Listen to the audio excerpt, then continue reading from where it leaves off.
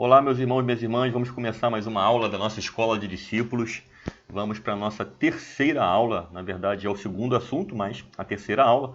Nossa primeira aula nós tivemos duas partes, parte 1, parte 2. Nós trabalhamos a questão do pecado, falamos bastante sobre esse assunto. Se ficou alguma dúvida no seu coração em relação a qualquer coisa que nós conversamos, eu preciso que você entre em contato comigo, coloque a sua dúvida. A sua dúvida pode ser a dúvida de todos. Eu percebo que em conversas, no ar, assim, que algumas pessoas estão ainda com um negocinho, uma duvidazinha ainda em relação à escravidão do pecado. Quem sabe a gente possa voltar nesse assunto em algum momento para esclarecer melhor, porque é um assunto que talvez você deva ter ouvido de uma maneira mais profunda pela primeira vez, tá? Então é normal mesmo a gente, até o assunto consolidar, assentar no nosso coração, demorar um pouquinho. Nesse segundo assunto, nós vamos trabalhar a visão macro de Antigo Testamento. Nós, como discípulos do Senhor, precisamos, quando olharmos a Bíblia, nós precisamos definir bem Antigo e Novo Testamento. Apesar de que na Bíblia já está definido, e você já sabe muito bem quando você abre a Bíblia o que é Antigo e o que é Novo, quando eu falo definir, é definir dentro do conhecimento teológico, para que a gente não faça nenhuma complicação na nossa análise. É muito comum as pessoas, os cristãos, terem um entendimento errado do Antigo e do Novo, fazendo com que tudo seja um bloco só. A gente vai conversar melhor sobre isso, tá? Sobre isso e sobre a visão panorâmica do Antigo Testamento. Vamos trabalhar com a questão de Israel como povo escolhido de Deus. Vamos falar também sobre como tudo na Antiga Aliança, no Antigo Testamento, aponta para Cristo. A gente vai trabalhar toda essa visão e você vai ver como isso é importante no nosso entendimento bíblico como um todo. Tá? Nós, como discípulos do Senhor, precisamos ter essa visão. Então, a nossa aula, nesse dia, vai começar em uma viagem pelo Antigo Testamento, parte 1. Conforme eu for desenvolvendo aqui, se eu ver que eu estou dentro do tempo, eu vou prosseguir para a parte 2, tá? Então vai ser uma aula única. Caso contrário, já está pronto aqui para eu poder interromper, tá bom? Nossos textos bíblicos que serão utilizados Hebreus 10, 1, Isaías 42, 6, Deuteronômio 7, de 1 a 8, Miqueias 5, 2 e Lucas 24, 27. Na verdade, não é nem só o 27, pega o 28 e 29 também, tá bom? Nossos objetivos, o primeiro objetivo é conhecer os principais pontos do Antigo Testamento, então é essa viagem macro, e aquilo que eu quero dizer, não é viagem livro a livro, senão eu vou ficar aqui 3 horas conversando com vocês. A ideia é uma visão macro mesmo, e aí tendo essa visão, a gente consegue encaixar os livros da Bíblia dentro desse contexto. Aí é como brincar de Lego, a gente consegue encaixar. Quer ver um exemplo? Quando eu leio 2 Reis e vejo ali a atuação do profeta Jeremias, quando eu pego o livro do profeta Jeremias, eu consigo pegar aquele pontinho ali da história de 2 Reis, finalzinho de 2 Reis, e quando eu leio o livro do profeta Jeremias, eu tenho todos os detalhes do que aconteceu naquela história. Então o livro do profeta Jeremias, para mim, é uma lupa dos acontecimentos do final do livro de 2 Reis. Entenderam? A mesma coisa é quando nós olhamos ali o livro de Esdras, quando nós trabalhamos ali a questão da interrupção da construção do templo. O templo de Deus estava destruído, e aí eles voltam do cativeiro. A gente vai passar por esses assuntos aqui na nossa viagem no tempo. E aí, gente, existe uma interrupção e 2 homens, 2 profetas de Deus aparecem para incentivar o povo, porque o templo estava interrompido a sua obra há muito tempo, que é Ageu e Zacarias. Então, da mesma forma como acontece com o livro de Jeremias, o livro de Ageu e Zacarias, eles também são uma lupa dos acontecimentos do livro de Esdras, entende?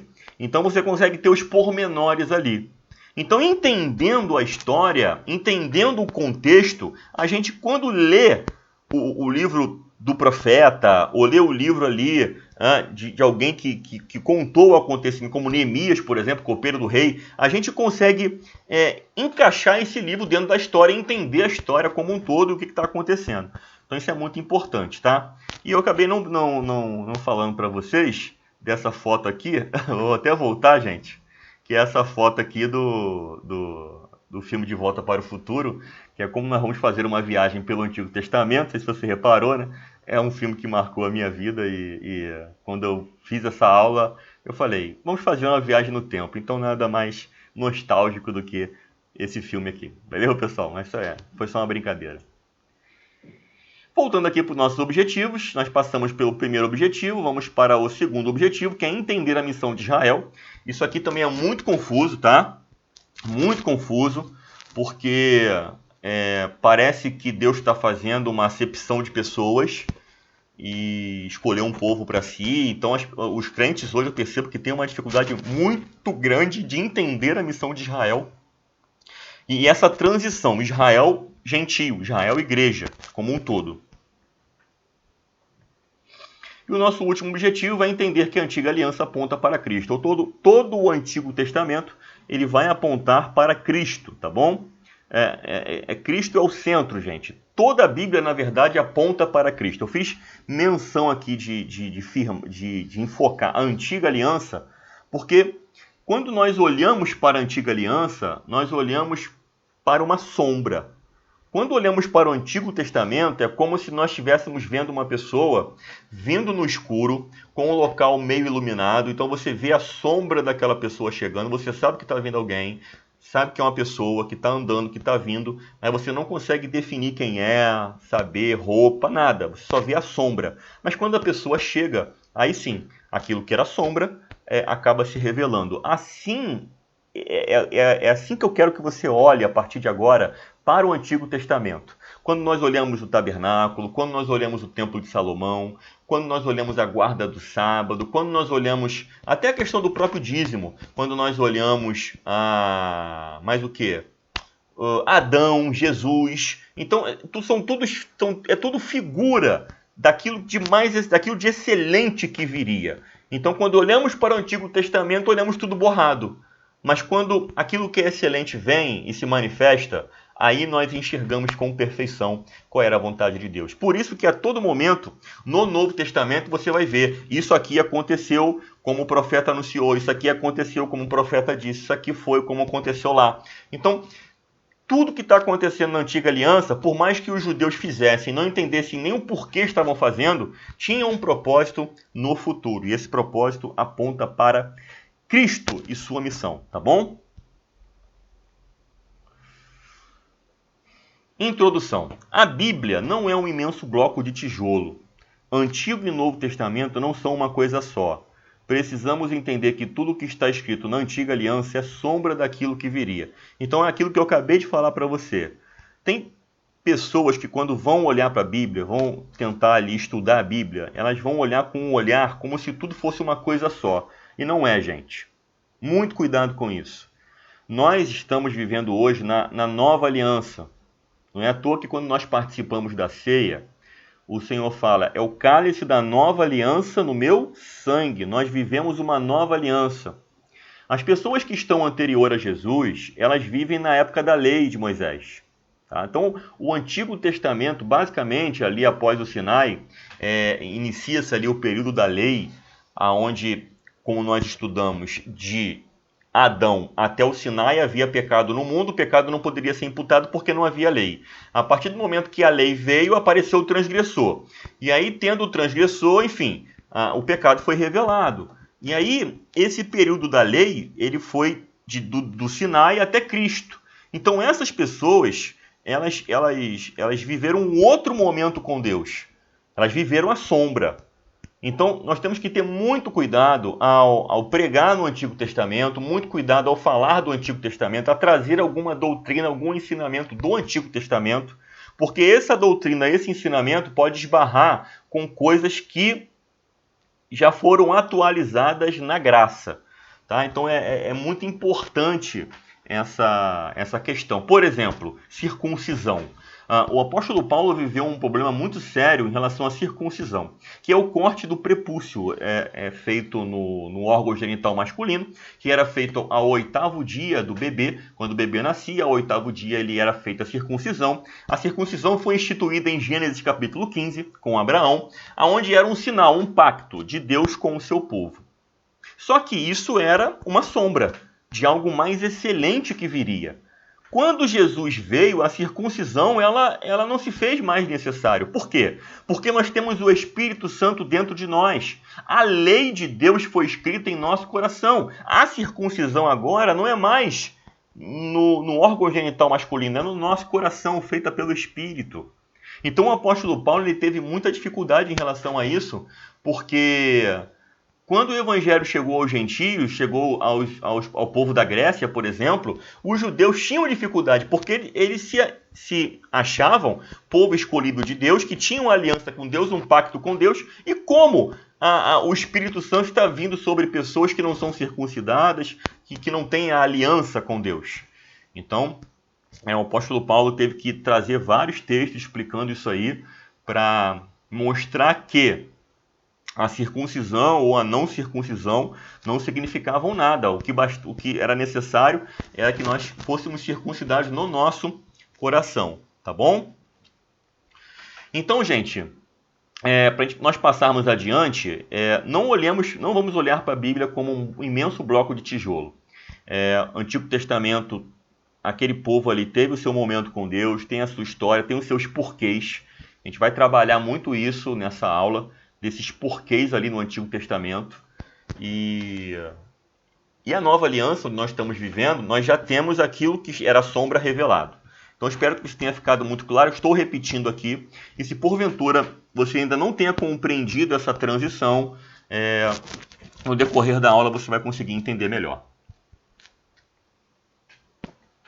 Uma viagem pelo Antigo Testamento, logicamente a primeira viagem aqui, nosso primeiro ponto de parada aqui é o dilúvio. E por que é o dilúvio? Não é lá em Gênesis? Porque Gênesis nós já falamos bastante na primeira aula. Falamos como Adão ele transgride a ordem de Deus, comendo da árvore do conhecimento do bem e do mal, uma árvore que trazia entendimento, conhecimento. Eles declaram a sua independência de Deus, conhecendo o bem e o mal, são expulsos do jardim do Éden para que não comessem da árvore da vida e vivessem eternamente. A morte passa a todos os homens, por isso todos pecaram. Isso aí nós falamos bastante em Romanos 5, Romanos 6. Falamos sobre a escravidão do pecado e tudo mais. E a propósito, se você está com dúvida em relação à escravidão do pecado, me chama no zap para nós conversarmos mais sobre o assunto. Passando o tempo, pessoal, temos aí o primeiro assassinato, Caim matando Abel, o Caim foge, e enfim, as pessoas começam a se multiplicar. A informação que nós temos ali a partir de Gênesis 6, quando Deus fala de Noé, que o povo comia, dava-se em casamento, vivia a sua vida normal, mas Deus ele se arrepende de ter feito o homem. É importante mencionar essa parte aqui, porque o arrependimento de Deus ele é diferente do nosso arrependimento, gente. O nosso arrependimento é a frustração de termos feito alguma coisa errada. É a frustração de termos feito alguma coisa errada. Geralmente é assim que nós entendemos a questão do arrependimento. Eu fiz isso errado, preciso me arrepender. Não é assim. Deus olha para a humanidade e fala, que porcaria que eu fiz. Vou destruir todo mundo. Estou arrependido de ter feito o homem porque o homem não presta. Não é isso, gente. Tem até um texto que fala em Números 23, 19, Deus nem é homem para que minta, nem filho do homem para que se arrependa.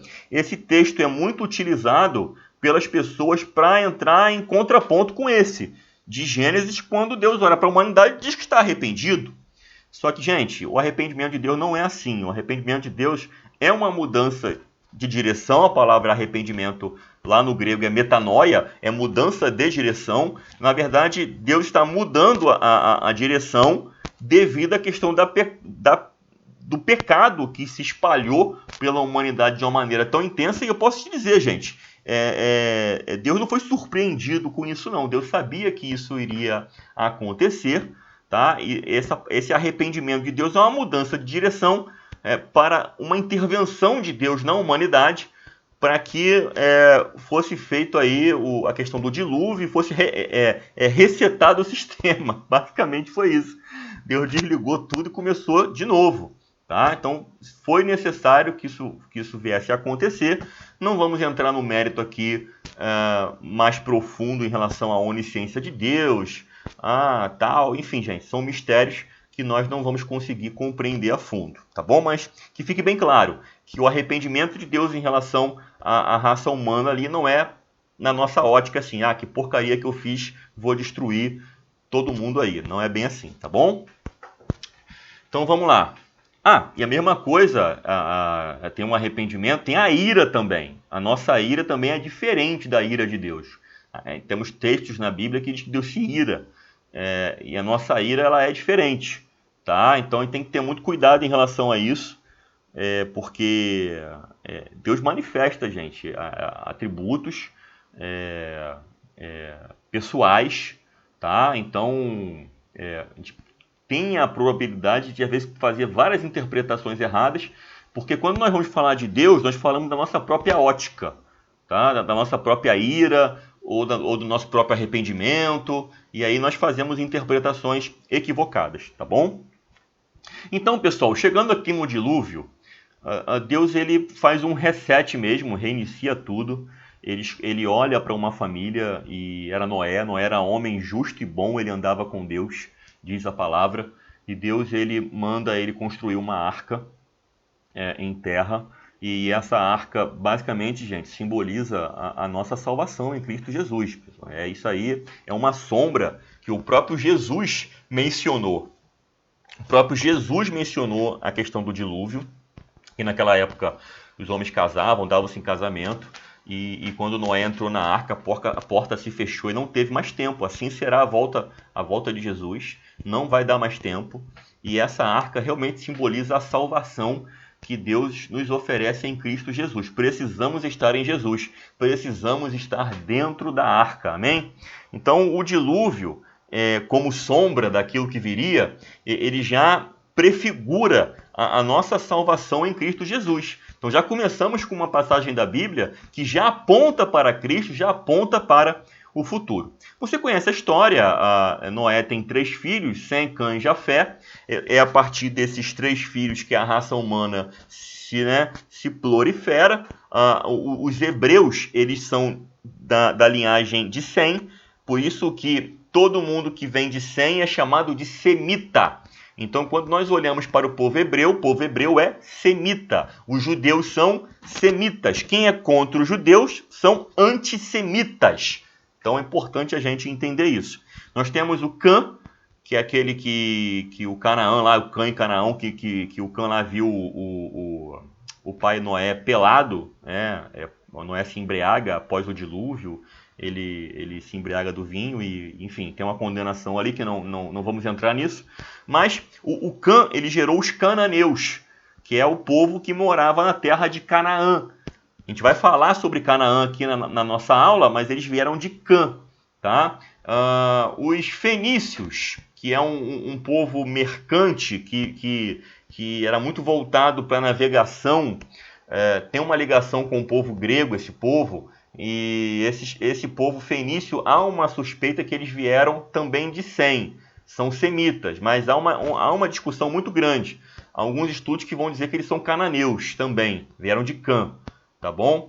Enfim, há algumas discussões, realmente é muito complicado, gente, voltar para tantos anos atrás assim e descobrir as coisas. Realmente é muito complicado, é um trabalho muito árduo, tá bom? Então a gente precisa entender o seguinte: tivemos o dilúvio, Noé e sua família sobrevivem ao dilúvio e eles iniciam novamente a raça humana, fazem um reset, e de 3 homens, Sem, Cã e Jafé, a população mundial ela se espalha pela Terra.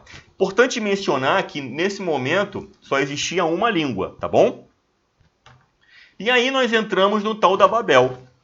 A Babel, gente, que é um zigurate, é uma construção em forma de pirâmide, ela foi uma tentativa do homem buscar a Deus, alcançar Deus, porque existia naquela época o medo ainda, o pavor do dilúvio, de ser destruído, da terra ser destruída novamente em relação feita pelo dilúvio. E a propósito, pessoal, falando em relação ao dilúvio, tá? Quando o dilúvio acaba, Deus faz um arco no céu. E Deus fala para Noé que toda vez que ele olhar para aquele arco no céu, era para lembrar que Deus não iria destruir mais a humanidade, a terra, com água. E esse arco é conhecido como o Arco da Aliança. Nós conhecemos aqui no Ocidente como arco-íris. Gente, mas Íris é uma deusa grega, tá? Então, Assim, eu tenho ressalvas aí falar, tem até louvores que falam isso, arco-íris, porque ficou popularizado, mas na verdade é o arco da aliança, tá bom? Então fica muito bem aí firmado aí pra gente falar isso aí. Voltando para Babel, nós já observamos aqui a Babel. A Babel, ela é uma tentativa do homem, né, de se voltar, a gente buscar Deus, né? Eles queriam alcançar Deus, alcançar os céus. Foi uma tentativa arrogante da humanidade, tentar se safar e tentar se livrar de uma futura condenação. E aí Deus olhou para isso aqui e viu que o negócio não ia dar bom. Todo mundo falava uma língua só, todo mundo trabalhando junto, todo mundo tudo junto. As pessoas estavam prosperando, esse negócio estava suntuoso, porque com certeza isso aqui ia servir como um marco para atrair as pessoas do mundo todo, o homem... Enfim, o negócio ia ficar pior do que antes do dilúvio. E aí acontece ali a confusão das línguas. Né? O homem aí que iniciou esse negócio aí foi o tal de Nimrod. Nimrod era um caçador, era um homem que trazia a caça para o povo, era um homem que defendia o povo naquela época de muitas bestas selvagens. Então, ter uma pessoa que protegia, que caçava, Nimrod era praticamente um herói. Então, ele que iniciou esse projeto todo aí, mas um projeto que caiu por terra porque Deus confunde a língua das pessoas. E aí eu queria que já você fizesse uma ligação lá com o Novo Testamento. Por quê?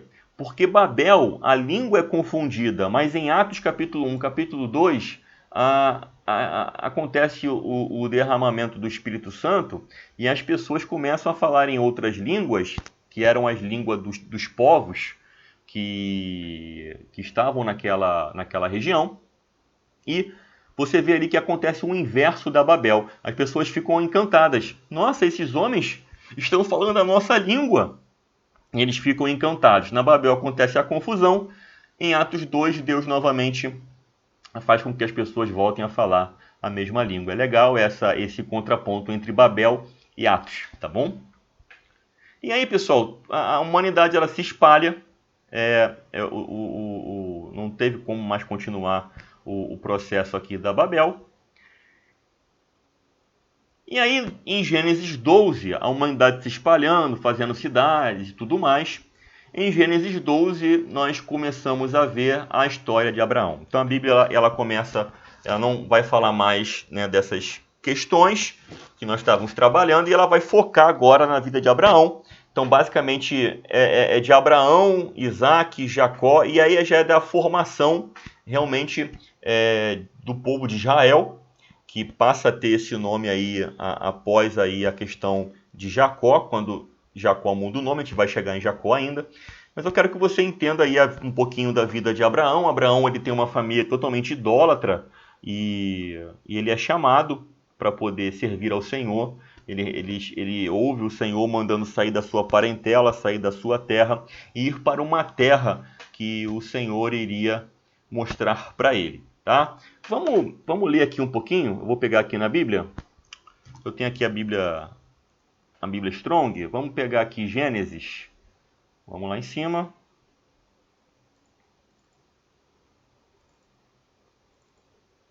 Gênesis capítulo 12.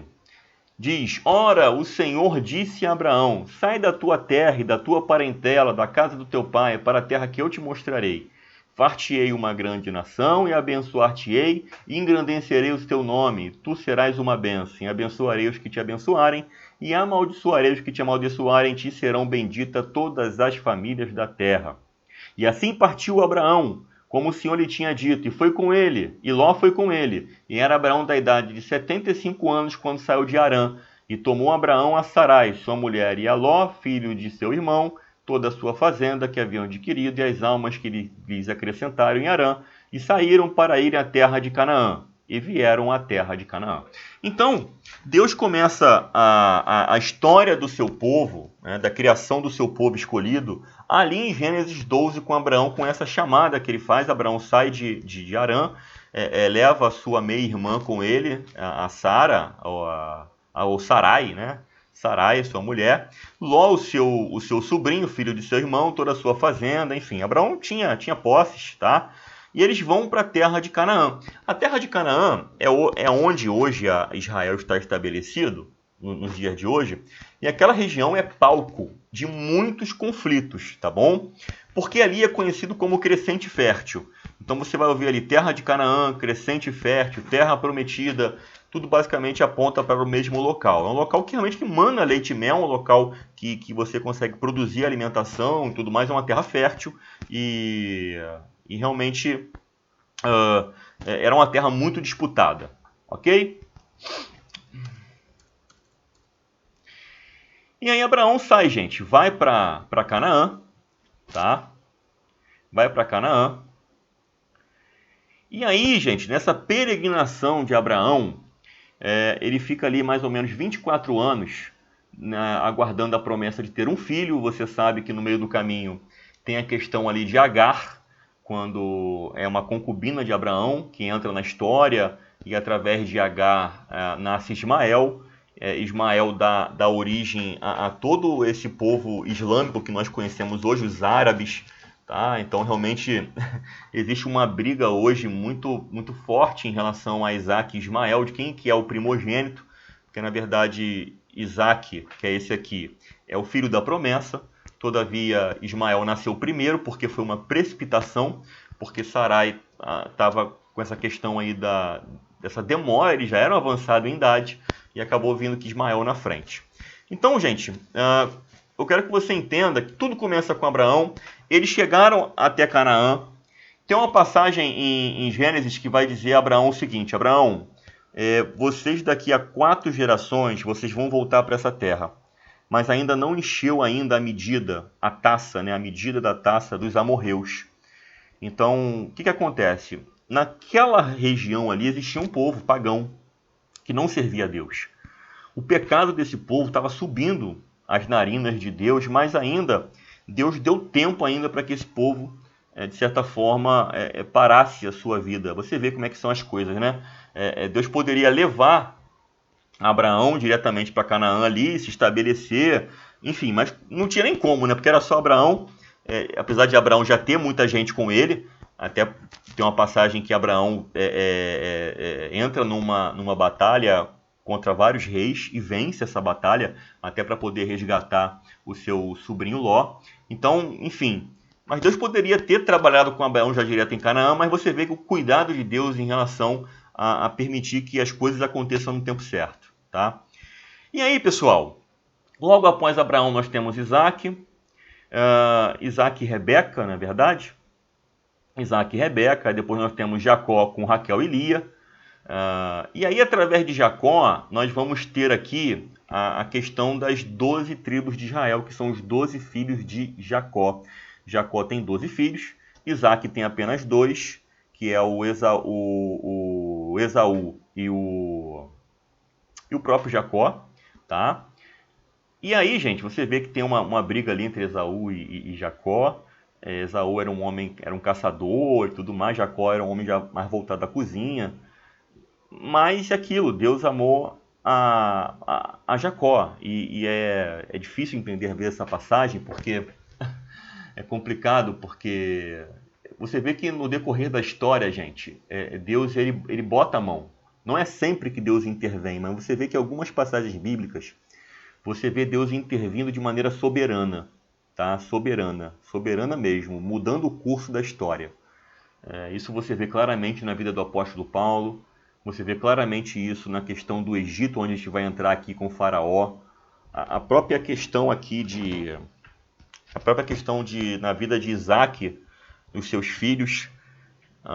Então são negócios que são questões que intrigam a gente, são situações que intrigam a gente, e a gente precisa assim, não se perder nesses assuntos, tá bom? Então vamos lá. Questão de Jacó agora. Jacó tem seus 12 filhos que futuramente vão dar origem às 12 tribos de Israel. Você conhece a história de Jacó? Jacó com seus filhos, um dos filhos mais emblemáticos aí de Jacó, que é o José. José ele é vendido pelos irmãos vai parar no Egito, e com isso, lá no Egito, ele é levado, depois de muito tempo, à posição de governador do Egito, abaixo de Faraó. E aí, gente, Jacó é levado para o Egito, tem uma grande fome na terra, e aí você vê que tudo que acontece na vida do povo de Deus, do povo hebreu, culmina lá no Egito, tá bom? Então, nós passamos com Abraão, passamos com Isaac, Jacó, e chegamos no Egito, onde o povo de Deus ali começa a se multiplicar, começa a ficar muita gente, e é quando o faraó ele já não lembra mais de quem é esse povo. Não lembra mais de quem é esse povo. E aí começa a oprimir o povo de Deus, eles ficam lá por mais de 400 anos, até que Deus envia um libertador. Tá? E aqui nós temos aqui Egito e Moisés. Basicamente a história do povo hebreu vai ficar basicamente aí por bastante tempo no Egito. E depois de muito ficarem no Egito escravos, Deus envia um libertador, Moisés. Moisés ele é criado pela filha de Faraó, tem todo o entendimento, todo o estudo do Egito, é uma pessoa entendida, mas após aí a morte de um soldado egípcio, ele foge do Egito, fica 40 anos no deserto, tem um encontro com Deus e volta como libertador para libertar o povo. Libertando o povo do Egito, tem aquela situação das 10 pragas, não vou entrar nesses pormenores.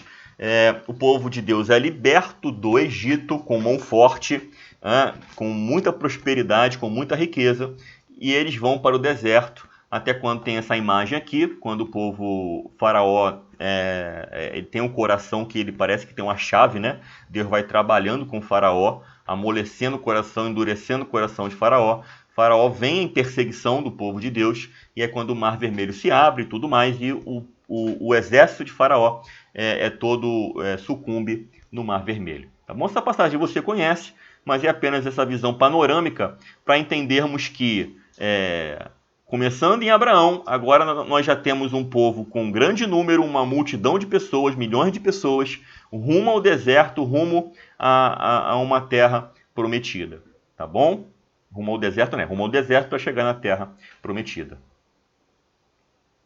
Aí eles têm uma parada no Monte Sinai, que é nesse momento aí onde Deus se revela para o povo e para Moisés. Moisés sobe o monte e fica ali 40 dias.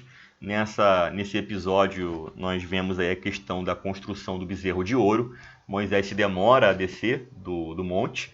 E aí as pessoas ficam muito incomodadas, achando que Moisés tinha morrido, ficam impacientes, convencem Arão, o irmão de Moisés, a fazer um bezerro, e eles cometem um pecado horrível contra Deus, né? Eles reduzem Deus na imagem de um bezerro, e é quando Moisés quebra as tábuas da lei e se ira, e enfim, acontece uma matança ali de pessoas que tinham se desviado. Mas enfim, o importante é entender que no Monte Sinai, a lei de Deus é dada a Moisés, relembrando que não são apenas 10 mandamentos, são 613 mandamentos, e lembrando também que de Gênesis até o Monte Sinai não tínhamos a lei, é aquilo que nós estávamos conversando. E aí, a partir da lei, a transgressão é revelada, o transgressor é revelado. Tá bom? Pessoal, eles prosseguem a sua caminhada em direção à Terra Prometida, e do Monte Sinai até Canaã, que é a nossa parada, né, do Monte Sinai, passando do Egito, Monte Sinai, até essa região de Canaã, eles demoraram praticamente um ano para chegar ali, e eles chegaram em Canaã, e Moisés, Josué, Caleb, todo mundo. E aí, gente, Moisés envia 10 espias para poder consultar a terra. Dentre desses 10 espias, nós temos ali Josué e Caleb. E a notícia que eles trazem da terra, 8 espias trazem uma notícia péssima. Na terra tem gigante, na terra é tudo de ruim, a gente não vai vencer. É muito boa, é verdade, mas os desafios que tem ali são impossíveis para a gente. Lembrando, gente, que não era um exército de guerra que estava ali.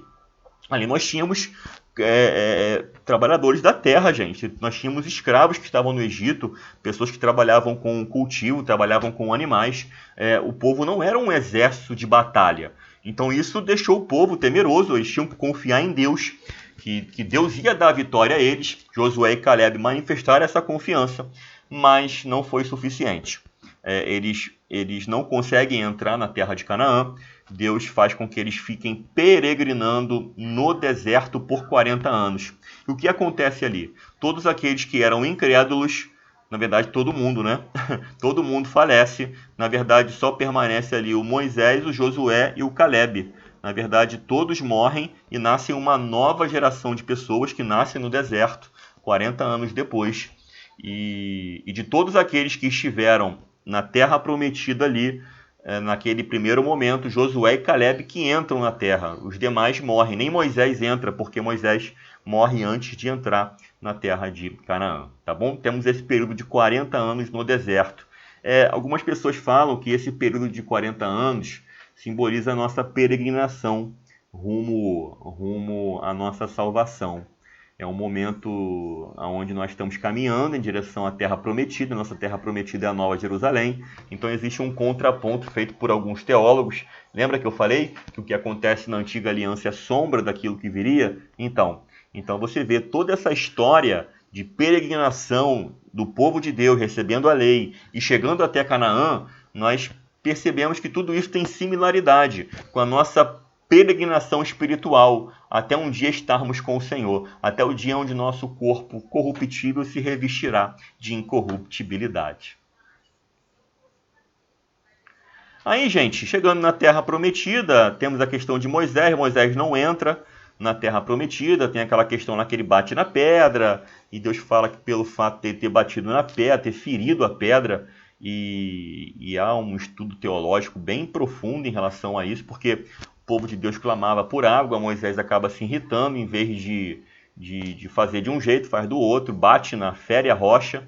E é aquilo, gente, quando a gente fala em rocha, é tudo símbolo de Jesus, porque Jesus ele é considerado a pedra angular, a pedra base, aonde o edifício é construído. Então, existe aí um estudo teológico que, quando Deus manda Moisés tirar a água da rocha, é uma alusão a Jesus, porque de Jesus brota a água viva, entende? Então, é por causa disso que Moisés não entra na Terra Prometida. A verdade é que Moisés, de certa forma, entrou na Terra Prometida, entrou no descanso de Deus, melhor até do que a própria Terra Prometida que eles iriam entrar, tá bom? Mas enfim, isso aí é uma outra história. Mas aí, pessoal, após Moisés, nós temos aí Josué, que esse sim é um homem de guerra. Eles aprendem essa questão da guerra e se preparam para poder entrar em Canaã. Tá? Lembra que eu falei que eles eram camponeses, eram pessoas do campo e tal. E aí, pessoal, esse tempo de 40 anos no deserto acabou também servindo de preparo para que os que nascessem ali nascessem sem aquele pensamento do Egito e ao mesmo tempo preparados para a batalha, tá bom?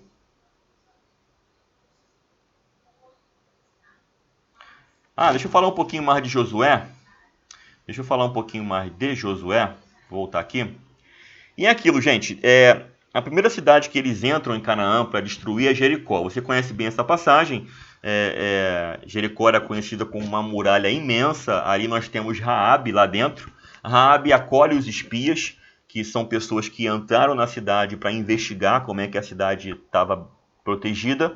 E Raabe, uma prostituta, ela acolhe os espias e por esse ato de fé, ela é aceita pelo povo de Deus. Isso é uma prova de missões que nós enxergamos no Antigo Testamento, gente.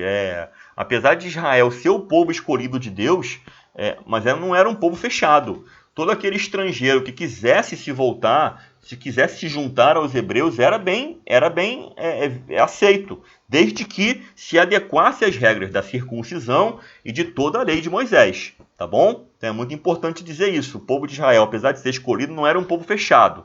Eles não se misturavam com outros povos. A gente vai trabalhar isso aí mais na frente, tá?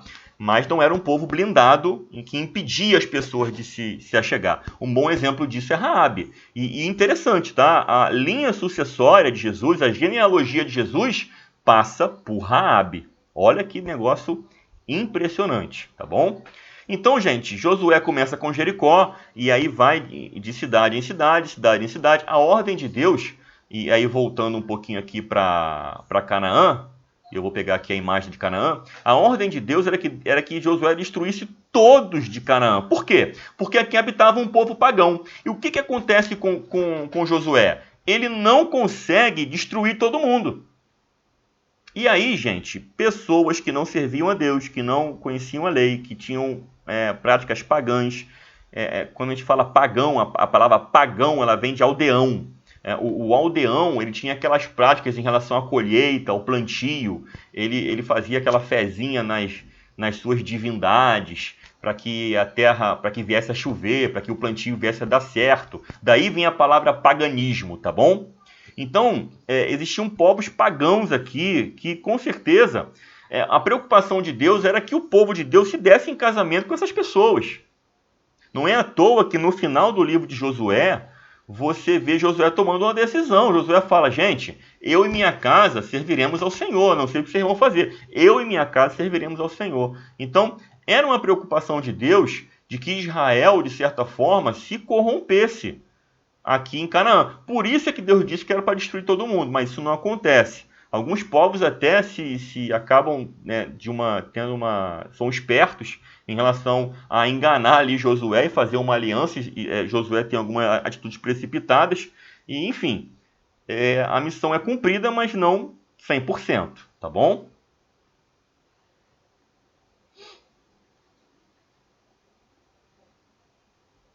E aí, gente, após o povo se estabelecer na terra de Canaã, e aí o tempo já passou bastante, nós entramos na era dos juízes. O livro de Juízes é um livro que vai falar que nesse momento o povo ele fazia o que queria, cada um tomava o seu caminho. O povo estava desorientado, gente. Aconteceu aquilo que Deus imaginava que iria acontecer. A mistura com outros povos, porque Josué não eliminou todo mundo. Então, Deus inaugura a era do juiz. O juiz era uma pessoa, era um líder, que ele era como se fosse um rei. Ele não era um rei, mas era uma pessoa que tomava a frente do povo e conduzia o povo a uma vida com Deus novamente, conduzia a nação. Além de julgar questões, de tratar diversas questões. Então, você quando lê o livro de Juízes, você vê várias pessoas sendo levantadas. Você vê Sansão, você vê Gideão e tantos outros homens. Você vê enfim, só lembra aqui de outros juízes, o Jefté, né? O próprio Jefté, enfim, vários juízes. E você vê que toda vez que o povo ele se desviava de Deus e se prostituía em outros ídolos, esse juiz ele tinha a missão de trazer o povo de volta. E assim foi, gente, assim foi. Até que nós chegamos num homem chamado Samuel, que foi o nosso último juiz. E Samuel ele tinha um ministério muito próprio, porque ele era profeta, juiz e sacerdote. Ele tinha um ministério triplo, gente. Então Samuel era realmente uma pessoa, assim, muito usada por Deus. Era uma referência, assim, top. Samuel era Samuel, gente. Samuel era Samuel. E aí, o que acontece com Samuel? É nesse momento que o povo ele começa a olhar para as outras nações e eles começam a clamar por um rei. Eles querem ser igual às outras nações. Lembra que eu falei que essa questão de Josué não ter acabado com todo mundo ali e tal? A influência, gente, as más influências, elas desviam a gente daquilo que é a vontade de Deus. Porque, na verdade, Deus era o rei de Israel. Eles não precisavam de um rei. Mas a convivência e tudo, ao olhar para as outras nações, o povo começa a clamar por um rei. Samuel se entristece, começa a ficar triste, mas Deus fala para ele, Samuel, eles não rejeitaram você, Samuel, eles rejeitaram a mim. E aí Deus dá um rei ao povo de Israel, tá bom? E esse rei é Saul. É o nosso primeiro rei, tá? O primeiro rei que Israel tem, que nós entramos aqui na era da monarquia do povo de Deus, tá bom? Até então era a época dos juízes, e aí nós entramos agora na era da monarquia. Então temos o primeiro rei chamado Saul. Logo após Saul ele não faz a vontade de Deus, ele comete diversos erros. Após Saul temos Davi. Davi é aquele conhecido homem segundo o coração de Deus. ele realmente faz diversas coisas. Ele traz a Arca da Aliança, que estava longe, ele tem a ideia da construção do templo. Davi, ele toma Jerusalém, onde realmente é o local onde o povo de Deus se estabelece. E após Davi, gente, após o reinado vitorioso de Davi, Davi teve suas falhas, não veio o mérito aqui, nós entramos na vida de Salomão. Salomão, ele dá prosseguimento à rotina, à vida de Davi. Salomão, ele é o executor, Davi tem a ideia, mas Salomão executa a construção do templo. Salomão é aquele que é o autor de Provérbios, Eclesiastes, Cantares. Nós temos o entendimento ali que Cantares é praticamente o início da vida de Salomão. Provérbios já é um Salomão mais maduro, Eclesiastes já é Salomão no final da sua vida. E Salomão, ele se desvia no final, por quê? Porque Salomão acaba caindo naquilo que Deus sempre falou em Juízes para Josué, é a mistura com pessoas que não servem a Deus. É muito cuidado, gente. Essa mistura com pessoas que não servem a Deus. Diz a palavra, as más conversações corrompem os bons costumes. E isso aconteceu na vida de Salomão. Salomão, ele casou com 1000 mulheres, gente. 700 mulheres e 300 concubinas. Salomão foi um homem de aliança, foi um homem onde ele se aliançou com muitas pessoas. E uma das formas de se fazer aliança era tomar as filhas do rei como sua esposa. Então era assim que os reis faziam aliança no passado e até pouco tempo atrás era assim também. A própria Europa, um rei, de certa forma, se juntava com a família de outro rei e, na verdade, o homem tentava fazer alianças através da junção de famílias. Não deu certo, tá, gente? A Europa até hoje é dividida e não tem essa união, enfim, tem um propósito em relação a isso aí, tá? Isso tem a ver lá com aquela profecia de Daniel, da estátua, que o sonho que Nabucodonosor vê, que o pé da estátua é de barro e ferro, apesar de estarem juntos, não se misturam, tá bom? Mas essa é outra história, tá? Importante é você entender que nós entramos na era da monarquia, temos Saul, Davi e Salomão. Salomão constrói o primeiro templo, porque até então o povo de Deus, ele cultuava a Deus no tabernáculo. O tabernáculo era um templo móvel, que era feito por tendas, e esse templo móvel ele vem lá de Moisés. Quando Moisés recebe a lei, recebe também a instrução para a construção do tabernáculo. Eu não trouxe aqui a foto do tabernáculo, mas ver se eu trago futuramente. O tabernáculo era um templo móvel dividido em 3 partes. Era o átrio, o lugar santo e o santíssimo lugar. O átrio, onde eu tenho ali o altar do sacrifício, a bacia do lavatório. O lugar santo, onde eu tenho a mesa do pão, que não estraga ali, a mesa do pão asnos. Temos ali o incenso, que ficava aceso continuamente diante do Senhor. Temos o candelabro e temos um véu que divide o lugar santo do Santíssimo Lugar, onde no Santíssimo Lugar temos a Arca da Aliança, que era aquele baú de ouro com os anjos virado com o rosto coberto em cima da tampa, chamado tampa do propiciatório, aonde a Shekinah ela vinha ali e Deus falava com Moisés ali através ali da Arca da Aliança, tá bom?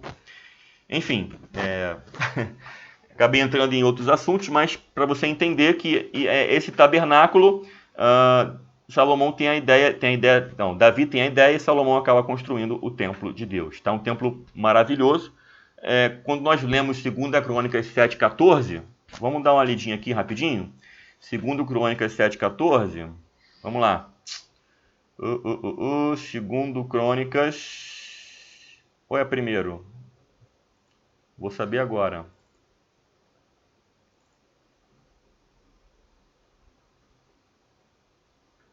Vamos lá. Isso, segundo, tá bom? É no momento que acontece a inauguração do templo de Deus feito por Salomão. E aí Deus fala com Deus, uma das passagens mais assim famosas, que é o 14. Eu tô no 14, gente, tô voando aqui. É o 7,14, tá? Deixa eu descer aqui. E se o meu povo, que se chama pelo meu nome, se humilhar e orar e buscar a minha face, se converter dos seus maus caminhos, eu o ouvirei dos céus, perdoarei os seus pecados, sararei sua terra. Agora estarão abertos meus olhos e atentos meus ouvidos à oração deste lugar, porque agora escolhi e santifiquei essa casa. Gente, olha só, eu vou perder aqui talvez uns 5 a 10 minutos explicando isso aqui, tá?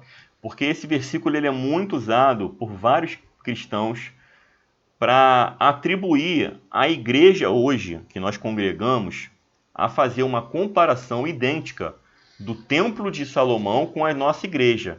Gente, olha só, entenda bem o que eu vou falar para você aqui. Se você assim se escandalizar com o que eu falar, tenha calma, porque eu vou mostrar isso para você na Bíblia.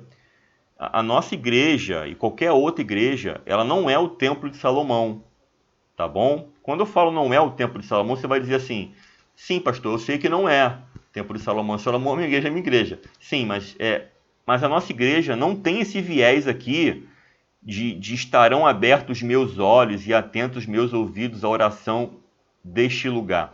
Como se a oração que eu faço dentro da minha igreja é mais ouvida que a oração que eu faço na minha casa. Ou que a igreja que eu congrego ali é um local santo, santificado. Gente, a gente precisa entender a transição do Antigo para o Novo Testamento. É isso que eu venho conversando com vocês desde a introdução dessa aula, tá bom? Então, deixa eu parar um pouquinho aqui para te mostrar o porquê que é isso aqui, tá? E você já vai entender uma transição muito importante da Antiga Aliança para a Nova Aliança. Deixa eu voltar lá para Salomão, porque é em Salomão que nós vemos a construção do templo, tá? Temos o tabernáculo e passamos para o primeiro templo, tá? E aí entenda bem o seguinte. Quando olhamos para o Antigo Testamento, agora redobre a sua atenção. Nós enxergamos ali o templo. O templo judeu, ele começou com Salomão, ele foi destruído, foi reconstruído futuramente, foi reformado, que é o templo de Herodes, foi destruído novamente em 70 depois de Cristo, em uma invasão que aconteceu, tá? E logo ali século 3, século 4, temos ali essa expansão do povo árabe, e aí os muçulmanos tomaram a Jerusalém. E o que nós temos hoje? Nós temos o templo, esse templo lá dos primórdios, hoje em Israel, que na verdade não é o templo, é só um muro. Só ficou um muro, no lugar ali tem uma mesquita muçulmana. E esse muro é conhecido como Muro das Lamentações, que é o local onde pessoas do mundo todo, inclusive o povo judeu, eles oram ali com aquela cara naquele muro ali. E por que isso acontece? Deixa eu explicar para você. Qual é a transição que existe da Antiga Aliança para a Nova Aliança? Eu vou explicar. Na Antiga Aliança, tudo que acontecia, toda busca a Deus, todo serviço a Deus, tudo que acontecia era no templo que acontecia. Então o povo de Deus buscava a Deus no templo, tudo era no templo. O templo era o local onde os olhos de Deus, o local era santificado, tudo era voltado para ali. Tá bom? Ok. Não é à toa que hoje, lá em Israel, é assim, as pessoas querem reconstruir o templo, já tem um projeto de reconstrução, que aí seria o terceiro templo, na verdade? Terceiro templo. E esse templo aí, ele é escatológico, tá? São coisas que vão acontecer no Apocalipse, porque existe uma profecia que o anticristo ele vai se assentar no templo de Deus, querendo parecer Deus, tá bom? Enfim, gente, voltando aqui. Aí, pessoal, quando chega Jesus, ele vira para o templo de Herodes, que é o segundo templo, já reformado, e ele fala assim, eu vou destruir esse templo, em 3 dias eu vou fazer outro. O pessoal da época não entendeu isso, porque não tem a menor lógica de Jesus ter destruído o templo em 3 dias e fazer outro. Pô, se foi levado aí 40 e poucos anos aí para que houvesse a reforma daquele templo, como é que Jesus ia conseguir? E Jesus falou que não ia ficar pedra sobre pedra. Só que Jesus estava falando da sua morte e ressurreição, e falando de que, na verdade, o templo dele não é templo feito por mãos humanas. Na verdade, o templo dele somos nós. Tem um louvor antigo que diz: nós somos a casa de Deus, propriedade exclusiva do Pai, povo santo, raça eleita, sacerdócio real. Nós fomos chamados por Deus a fim de proclamar entre as nações as virtudes do Rei, que nos chamou das trevas para a luz. Aí fica até a dica aí pro pessoal do louvor aí, puxar esse louvor na igreja, que é uma bênção esse louvor. Nós somos a casa de Deus, tá bom? Então, eu já quero te dizer a transição gigantesca da nova aliança, da antiga para a nova aliança, é que na antiga tudo se fixava no templo. Na nova aliança não, nós somos o templo de Deus.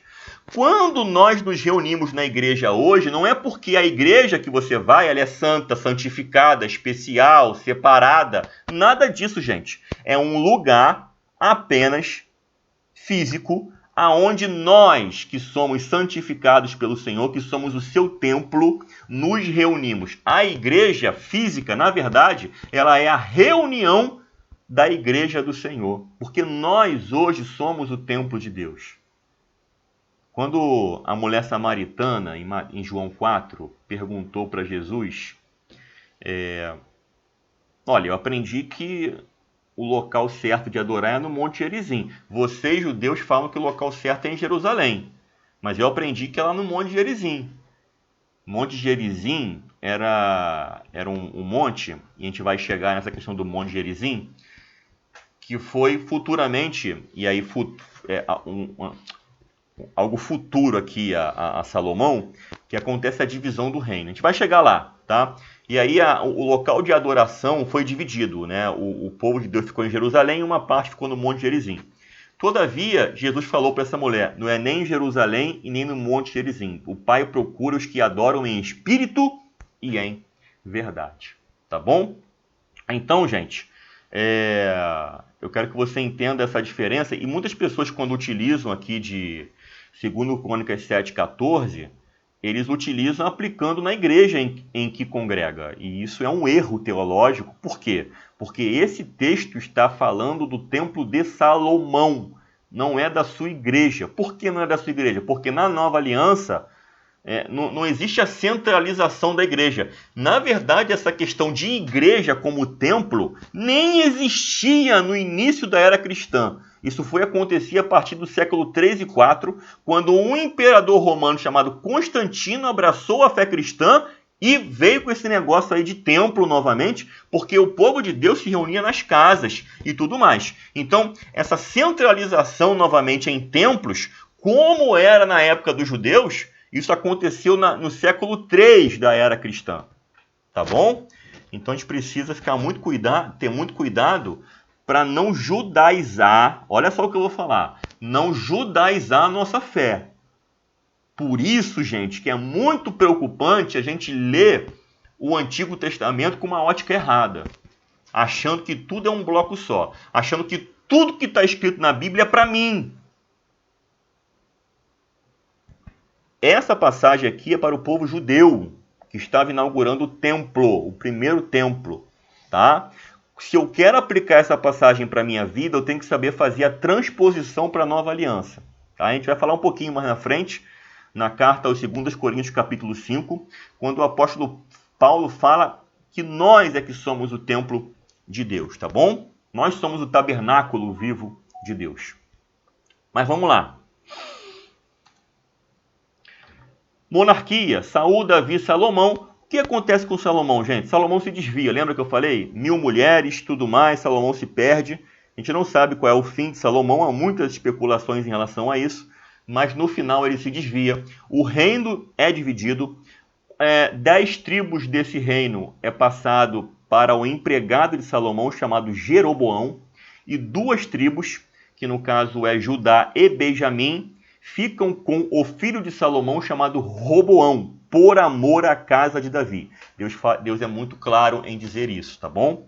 E aí nós entramos na era da divisão do reino. Na divisão do reino. Na verdade, o reino dividido, ele é anterior, tá? Desculpa, tá? Isso aqui deveria vir antes do cativeiro assírio. Acabou que eu botei depois. Eu vou voltar aqui, tá? Então, após Salomão, nós temos o reino dividido. Uma parte do reino, a maior parte, ela fica com Jeroboão, o empregado de Salomão. ele leva 10 tribos. Lembra? Os filhos de Jacó são 12, cada um gerou uma tribo. José, José não, né? Mas Benjamim, Rubens e por aí vai, tá bom? Porque José ele tem 2 filhos ali, o Manassés e Efraim, tá bom? E acaba seguindo depois, tá? Mas vamos lá. Deixa eu pegar uma passagem aqui. Vou até aproveitar e tentar fazer uma consulta agora. Ver se eu consigo aqui fazer uma consulta. Para a gente trabalhar aqui as 12 tribos. Acabou que eu não me aprofundei aqui. Deixa eu pegar aqui para você. É muita coisa, né, gente? As 12 tribos. Vamos lá. Isso. Vamos pegar a sequência aqui. Isso. O Manassés e Efraim, né, que são os filhos, né, de José, né? Que dá essa confusão, né? Poxa, José é filho de Jacó. Por que não tem a tribo de José? Porque na verdade é a tribo de Manassés e Efraim. Mas vamos lá. As tribos de José são os filhos de Jacó, que é Ruben, Simeão, Judá, Zebulão, Isacar, Asher, Neftali, Efraim, Manassés, Gade, Benjamim e Levi. Então essas são as 12 tribos de Israel. Nós temos aqui a divisão dessas 12 tribos. Não dá nem sei se dá para ver aqui a divisão, enfim. Daria para eu postar aqui para vocês. Porque para acessar o Google agora aqui é complicadíssimo. Porque tá com a gravação aqui. Mas é isso, gente. A gente precisa entender aqui essas divisões, dá a confusãozinha ali de Manassés e Efraim. Mas, todavia, entretanto, nós temos 10 tribos que formam a nação do norte de Israel, tá bom? Agora, situa aí, tá? Aqui nós temos todo o povo de Deus, tá? Todo o povo hebreu, todo Israel. Então, aqui eu tenho as 10 tribos estão espalhadas para cá. E aqui eu tenho umas 2 tribos. Nós temos a tribo de Judá, que é a tribo maior, e a tribo de Benjamim. Ela é pequenininha, tá? E ela nem é mencionada como uma das tribos de... Não é mencionada, é mencionada, mas quando o pessoal fala da parte sul de Israel, ele menciona só Judá. E pouquíssimas vezes fala de Benjamim, porque Benjamim é uma tribo muito pequena, tá bom? Então, ó, vamos entender aqui. Salomão, o filho dele, Roboão, e o seu empregado, Jeroboão. Jeroboão ficou com Israel. E Roboão ficou com Judá e Benjamim. Daí, gente, nós entramos no livro de Reis, e é muito comum você ver no livro de Reis fazer menção ao rei de Israel e ao rei de Judá. Rei de Israel, rei de Judá. Rei de Israel, rei de Judá. Por exemplo, Josafá. Josafá foi um rei de Judá. O Acabe, que tinha aquela mulher lá, arrogante lá e prepotente lá, aquela maluca lá, que era Jezabel. Então, Acabe era de Israel. E aí vamos ver o seguinte aqui. Em todo o livro ali, tanto de Crônicas, onde vai fazer menção também à monarquia, como no livro de Reis, nós vamos ver a história que acontece em Judá e em Israel, e a atuação dos profetas de Deus no meio desse povo todo aqui. Por exemplo, Jonas, se eu não estou enganado, ele age como profeta aqui da tribo do norte. Jeremias, ele vai trabalhar aqui como profeta da tribo do sul. Então nós temos a atuação dos profetas de Deus no Israel dividido, no reino dividido. Isso é muito importante conhecer isso, gente. Isso é muitíssimo importante, tá? Muitíssimo importante. Por quê? Porque até o nome hoje, judeu, ele deriva de Judá. Por que hoje o povo de Israel é conhecido apenas como judeu? E judeu, na verdade, logicamente, é a tribo de Jesus, tá bom? Jesus é da tribo de Judá, obviamente. E é porque a tribo do norte, ela se perde. E a gente precisa entender o que acontece com o tempo. Esses 2 povos aqui, e você vê isso no livro de Reis, uns obedecem mais que os outros, né? O povo de Israel, ele tem a capital em Samaria, tá? Samaria. E esse povo aqui, ele se perde mais. Por quê? Porque eles seguem os passos de Jeroboão. E engraçado, né? Jeroboão, ele é contemplado por Deus com as 10 tribos, mas ele, gente, faz só atrocidade. E os reis que se seguem, a maioria deles, eles seguem o caminho de Jeroboão. E com isso, gente, o Israel do Norte, ele é levado cativo.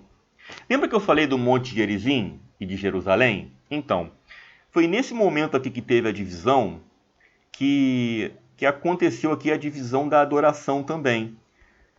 O pessoal do sul aqui continuou adorando a Deus no templo de Salomão, em Jerusalém. Mas esse pessoal aqui que veio para cá, eles foram adorar a Deus no Monte Gerizim. Assim, começaram a adorar do seu jeito, da sua maneira, porque eles não tinham a lei de Moisés ali com eles. E com o tempo eles foram se perdendo, gente. Eles estavam adorando de coração, mas estavam se perdendo. Porque eles não tinham a verdade de Deus, porque a verdade era a lei, tá? Não tinham conhecimento, né, para poder adorar a Deus. E aí, pessoal, o que aconteceu com esses dois povos aqui? Eles foram levados cativos. Na época, surgiram impérios muito importantes na humanidade. O primeiro império foi o Império Assírio. O segundo império importante foi o Império Babilônico. E depois nós temos o Império Medo-Persa. Depois nós temos Alexandre, né, com a Grécia. E depois nós temos Roma, tá bom? Então, o que acontece aqui, e aí eu vou voltar ao slide, porque ele estava trocado, temos o cativeiro assírio. O cativeiro assírio, ele atinge o pessoal da Nação do Norte. E eles levam o pessoal da Nação do Norte cativo. E o que acontece ali, gente? Acontece uma mistura. Uma mistura de povos.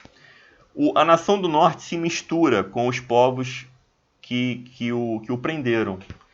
E daí, pessoal, eles nunca mais retornam para sua terra, como aconteceu com a Nação do Sul, né? Acontece uma mistura, acontece uma destruição total ali desse povo. E é da onde surge, gente, o povo samaritano, entendeu? Se você olhar no Novo Testamento, você vê que o judeu ele tem uma rixa muito grande com o povo samaritano. Eles nem passavam por Samaria. Os samaritanos eram considerados como cachorros. O judeu ele orava de manhã dando graças a Deus por não ter nascido samaritano. Porque quando eles pensavam em samaritano, eles pensavam em um povo impuro, em um povo corrompido. Por quê? Eu vou voltar aqui para o slide. Por quê? Porque os samaritanos, eles se corromperam com a Síria. E eles não voltaram mais para casa, certo? Na verdade, houve uma mistura. Na verdade, eles já estavam em casa, né? Porque eles foram tirados. Não, como é que acontecia no passado? O povo inimigo, ele invadia a terra e ele pegava tudo de bom que tinha, inclusive as pessoas mais sábias, mais inteligentes, levava para o seu reino. E povoava aquela região. E esse tipo de dominação ela era cruel, porque eles não matavam todas as pessoas. Eles destruíam a cultura, era pior. Porque se matasse, gente, a cultura ainda ia ficar lá, alguém ia fugir. Mas eles matavam pela destruição da cultura. Então a cultura assíria impregnou ali no meio de Israel e na verdade, deu no que deu. Deu origem aos samaritanos da época de Jesus, tá bom? Já a nação aqui de Judá, eles foram levados pelo cativeiro babilônico, que foi um bom tempo depois. O povo de Deus no sul também não resistiu, foram entregues ao Império Babilônico, onde o rei é Nabucodonosor. E aí eu quero que você entenda que é nesse período que nós temos ali Daniel, Ezequiel, nós temos o próprio profeta Jeremias, porque quando o Nebuzaradã, que ele é o chefe da guarda de Nabucodonosor, ele chega até Judá, ele procura Jeremias, ele protege Jeremias, tá? E aí, pessoal, nós temos o que é chamado de cativeiro babilônico, que é um cativeiro de 70 anos, onde o povo de Judá fica cativo na Babilônia até o surgimento do Império Persa. Lembra daquela passagem? Daniel já está velho, velhinho, ele está lá na Babilônia, e o rei da Babilônia é Nabonido, e o seu filho Belsazar, ele está governando de forma interina, todo o estudo aponta para isso, tá? Porque ele é o segundo no reino, e ele vê uma mão na parede sentenciando o reinado dele, escrevendo Mene, Mene, Tekel, Parsim, que basicamente resumido é que Deus pesou na balança o reino deles e fosse achado em falta. E aí eles estavam entregando, Deus estava entregando o reinado de babilônico para o Império Medo-Persa, e assim aconteceu.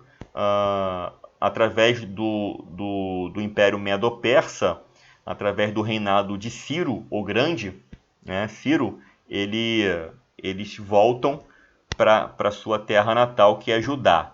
Então, pessoal, de maneira resumida, o povo... vou voltar aqui para o mapa, tá? Vou voltar aqui para o mapa. A nação do norte é levada pelo cativeiro assírio e eles se perdem, tá? É a Samaria da época de Jesus. E Judá é levado para o cativeiro babilônico, fica 70 anos lá, e a partir do momento que o Império Persa vem e destrói a Babilônia, eles voltam para sua terra natal, tá bom? E o que eles encontram lá, gente, quando eles voltam?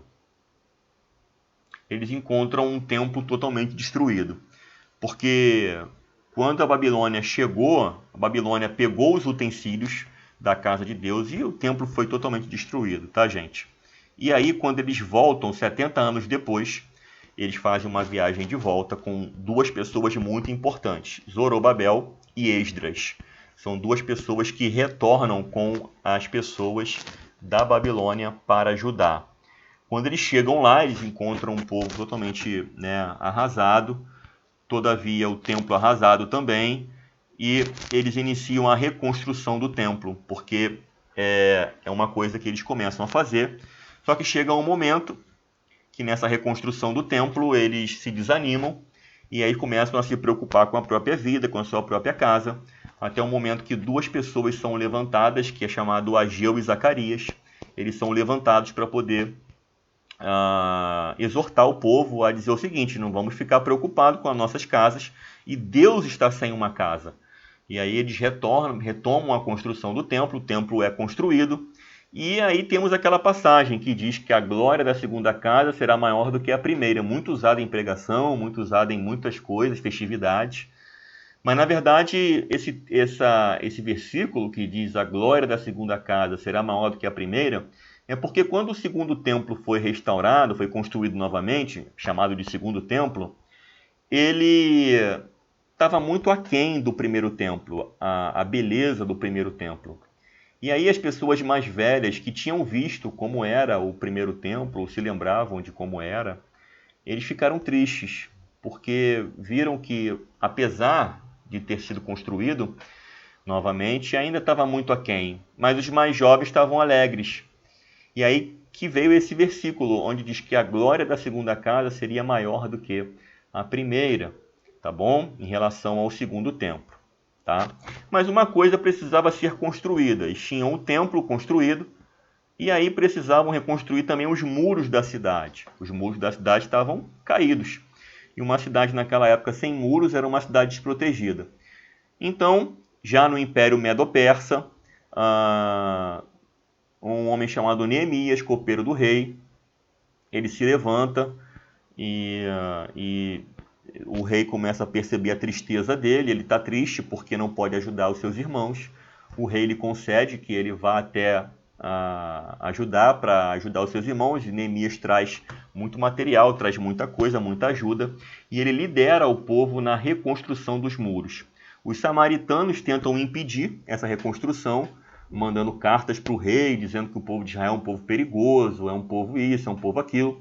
A reconstrução do templo chega a ser interrompida, mas depois é retomada novamente.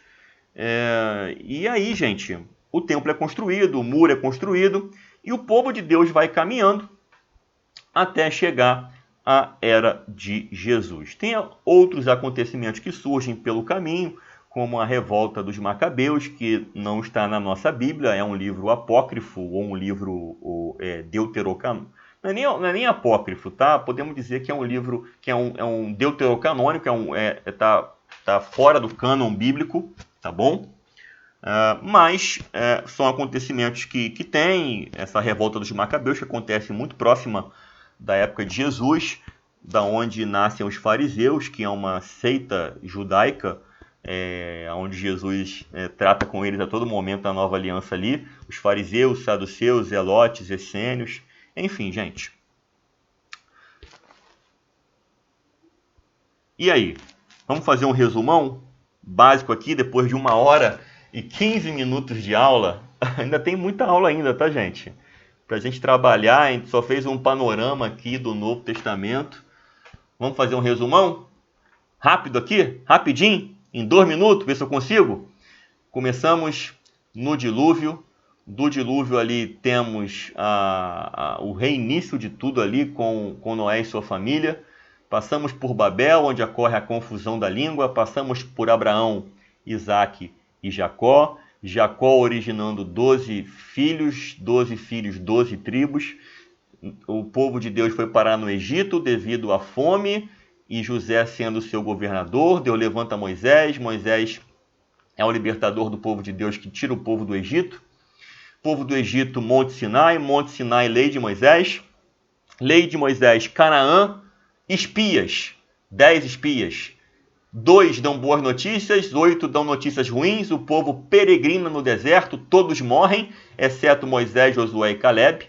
Eles chegam na terra prometida após 40 anos. Moisés falece porque toca na rocha, fere a rocha aponta para Cristo.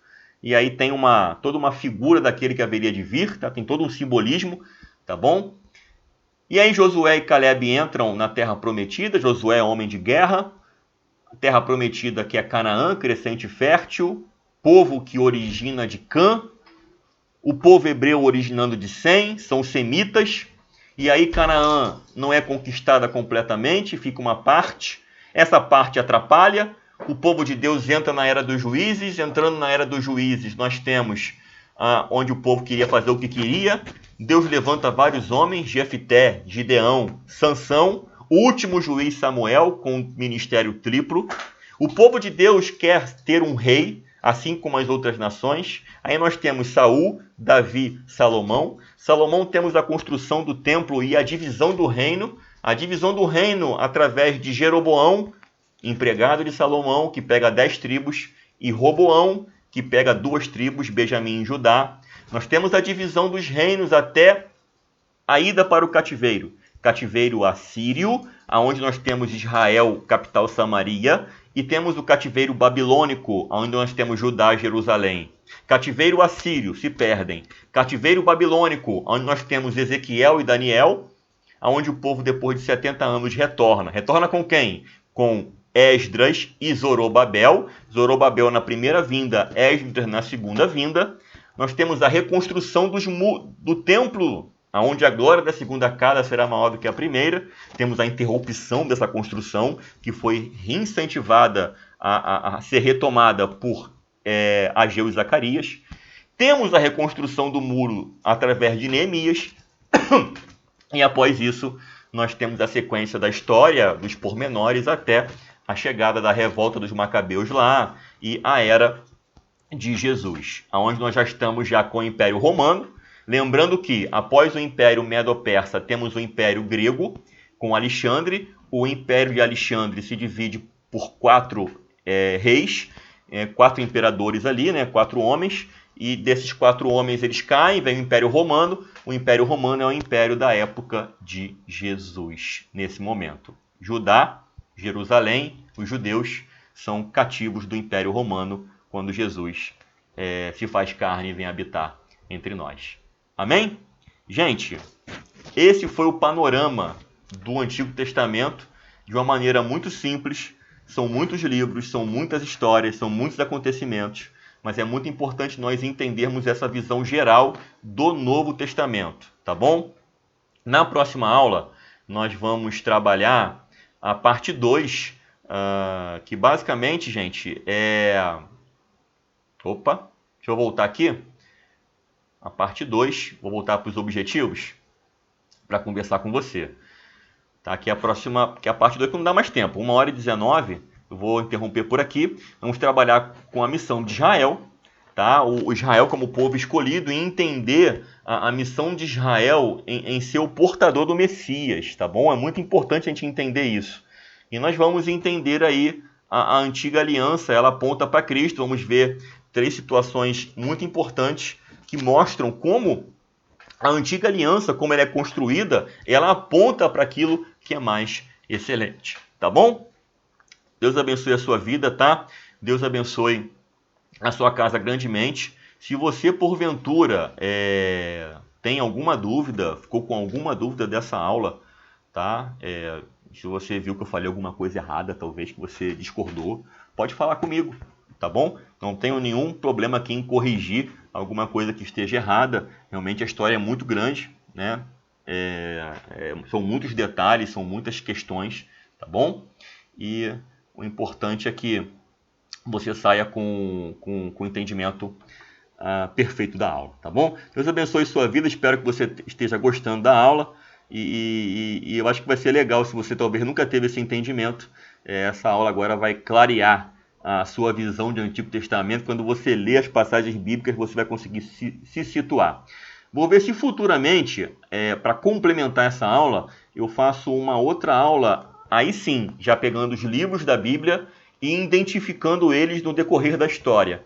Para que quando você acessar esse livro para ler, você saiba em que período da história ele está encaixado. Tá bom? Mas isso é uma outra história, tá? Até a próxima aula, tá bom? Em breve tem mais. Tchau, tchau.